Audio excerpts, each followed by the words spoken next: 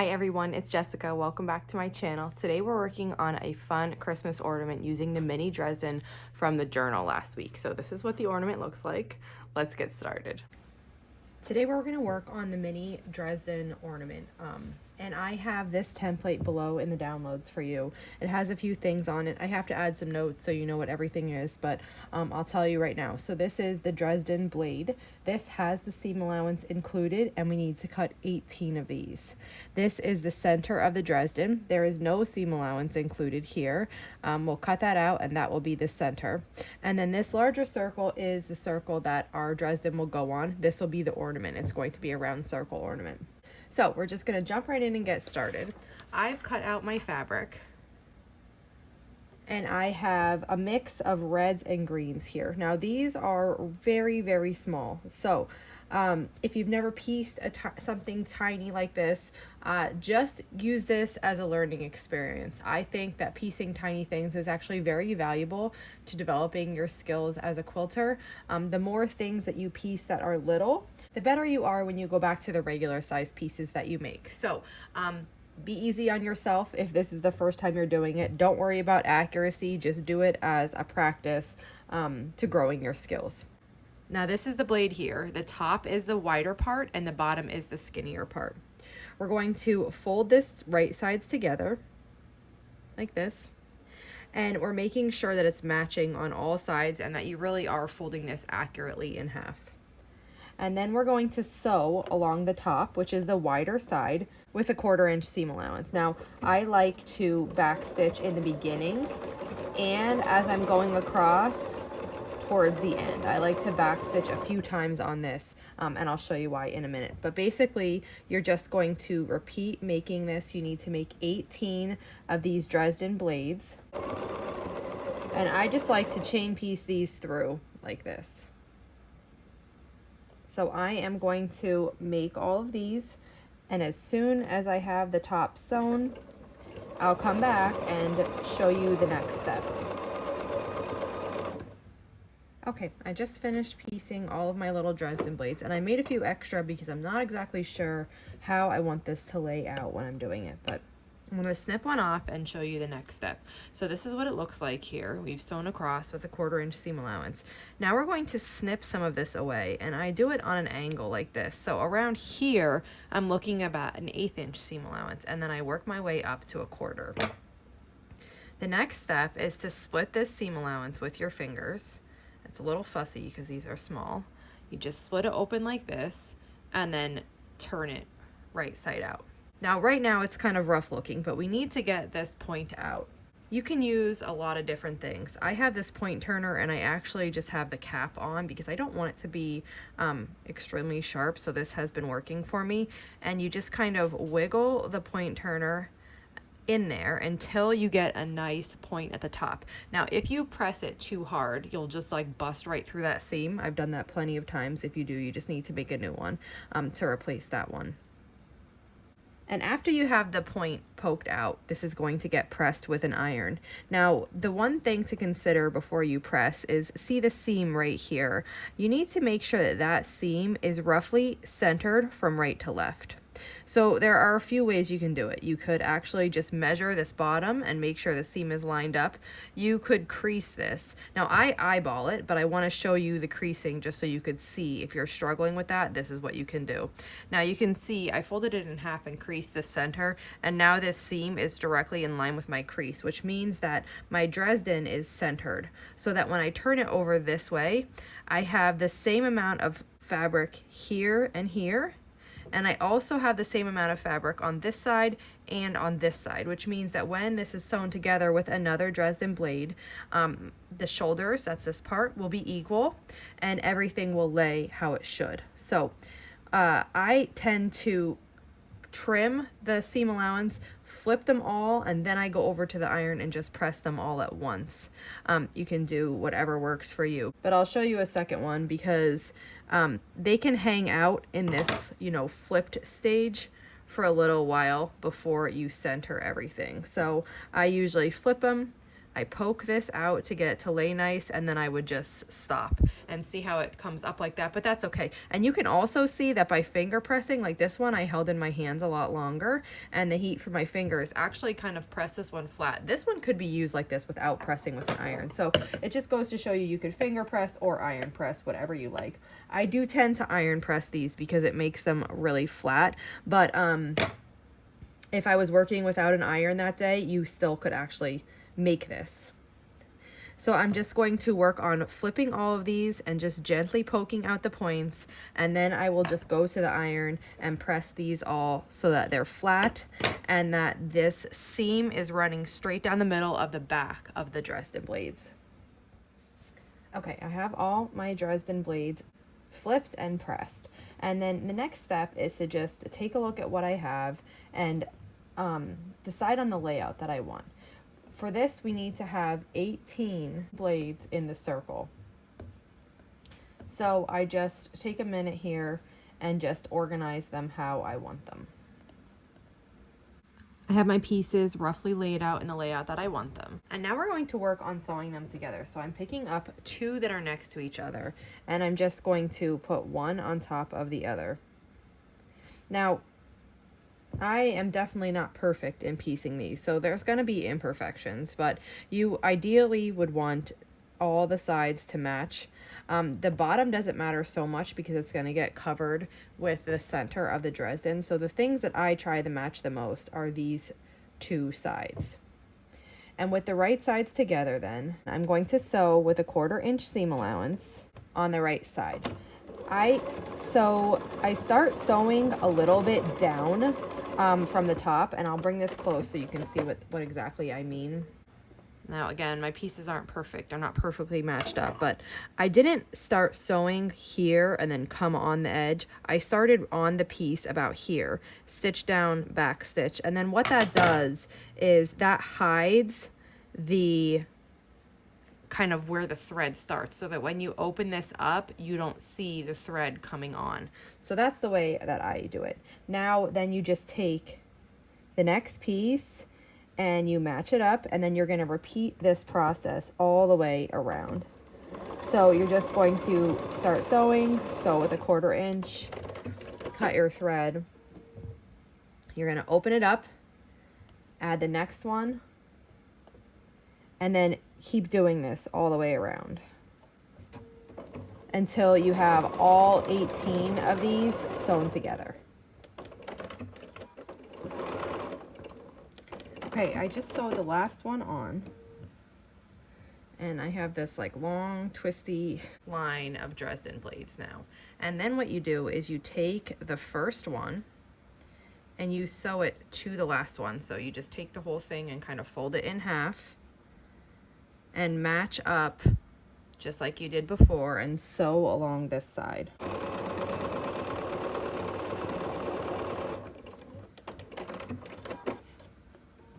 And once I cut here, I'm going to be left with this round Dresden plate. It's not pressed yet, so it's a little bit fluffy, but I'm going to press it next. Now you can decide with yours how you want to press it. A lot of times with these, I press all the blades in one direction like that, so they just kind of rotate, and then it's going to lay nice and flat. So I'm going to do that now, and then we're going to work to attach this to the front of the ornament. Okay, so I used the large circle template that's below, and I cut out two of those. One's for the front of the ornament and one's for the back. I'm just going to set one aside. For the front, we're just going to fold it in half and just give it a little crease. And then we're going to open it up, line up the creases that we just made, and then crease it again in the other direction. And this is going to give us like a T shape.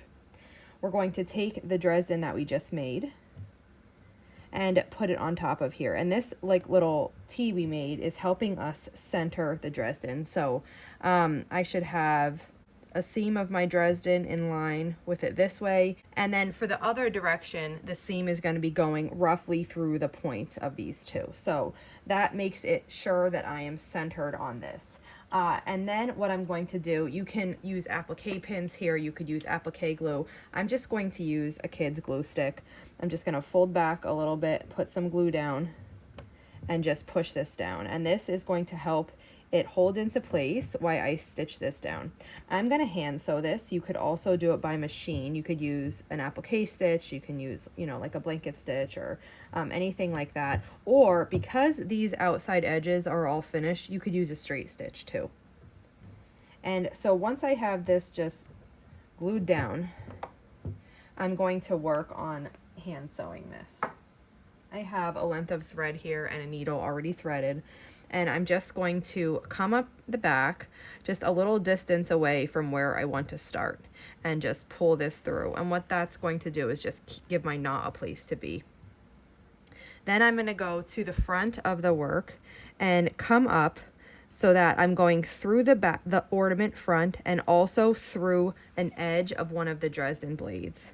Then I'm going to go down into the ornament, and then I'm going to come back up again through the Dresden blade.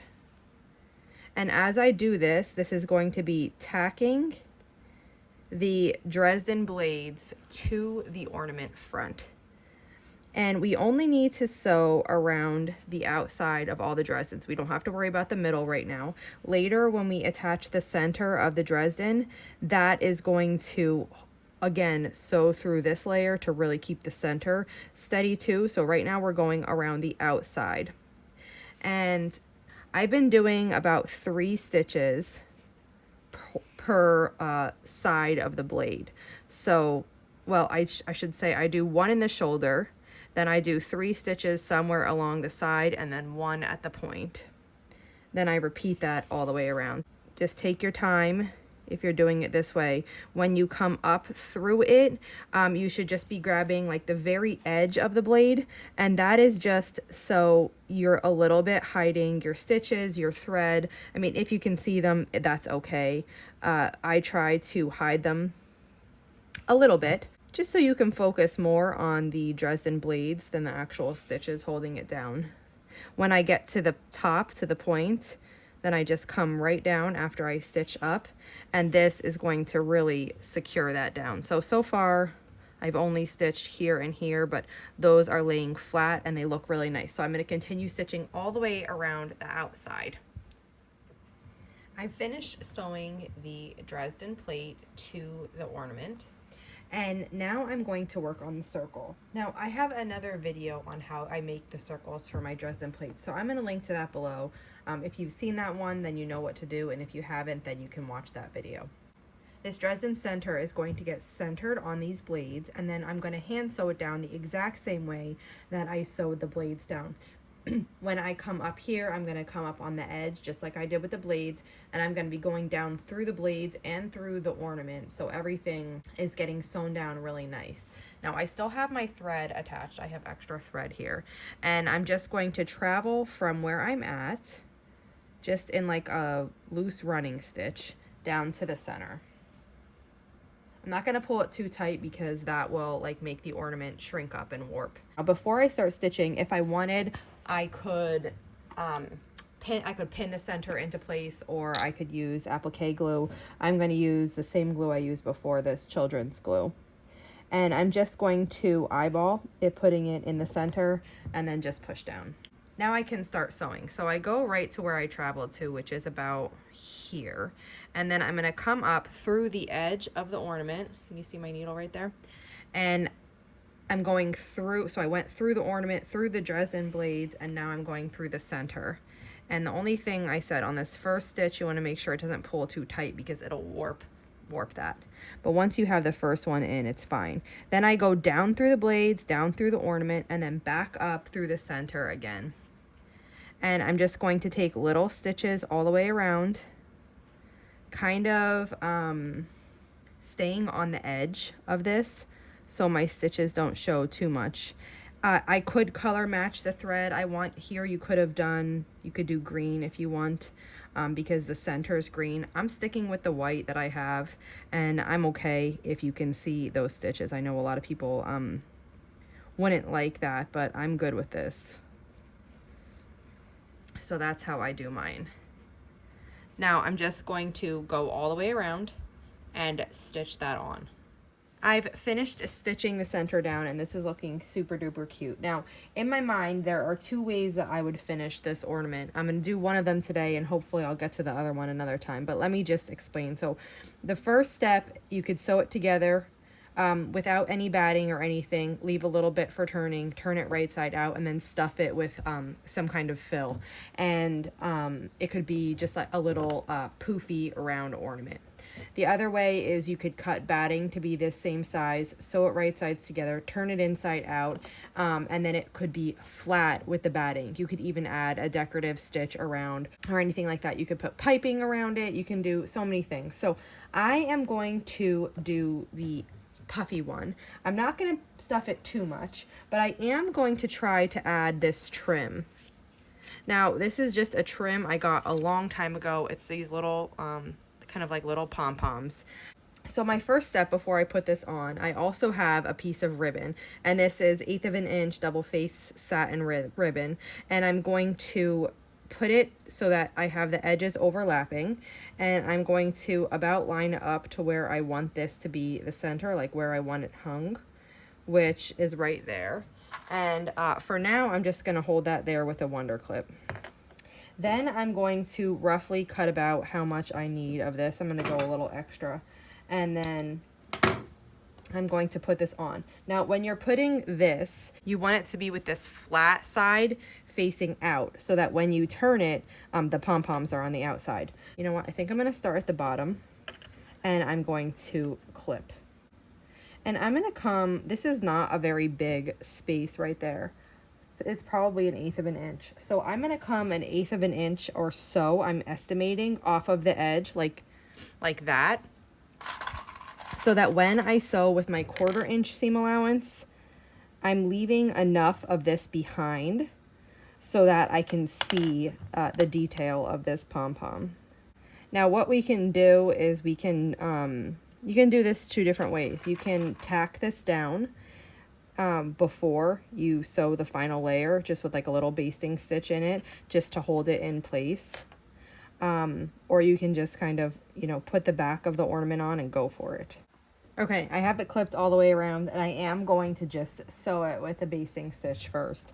I just want to make sure it's laying nicely. So I think I'll have to take out these 2 clips and hold it with my fingers to get it under the machine. And I just have the beginning and the end kind of just going down off of it. I don't want raw edges like up in the design. Now, once I get past this little cross of the trim, it's gonna be really easy, and I'm just stitching kind of like keeping it the 1/8 of an inch away from the edge or about that, and I'm just stitching kind of like on these little scallops, which are the edge. I made it back to the beginning, and I'm just going to cut the thread, and then I'm going to just trim this crisscross off. Now I'm going to lay my backing piece on top, and if you want to pin this in place, you can also do that. And then I'm just going to sew around here. And we do need to leave a space for turning, so I'm going to leave a few inches open here to turn this.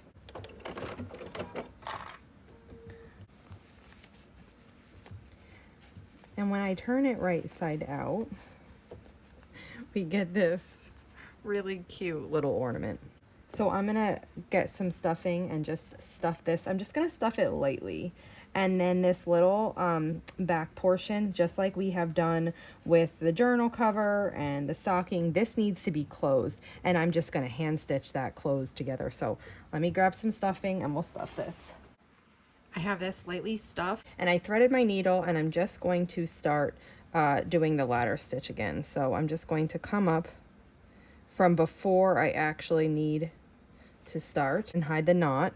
And now I'm just going to fold the seam of the back of the ornament under and just stitch this to the pom-pom trim.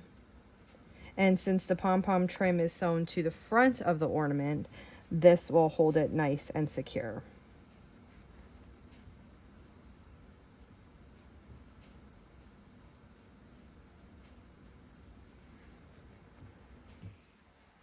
So here's what the ornament looks like when I've finished hand sewing that closed right here along the edge. And it turned out really cute. That wraps it up for today. If you have any questions on how to make this ornament, just let me know. And if not, I'll see you back here soon. Thanks for following along.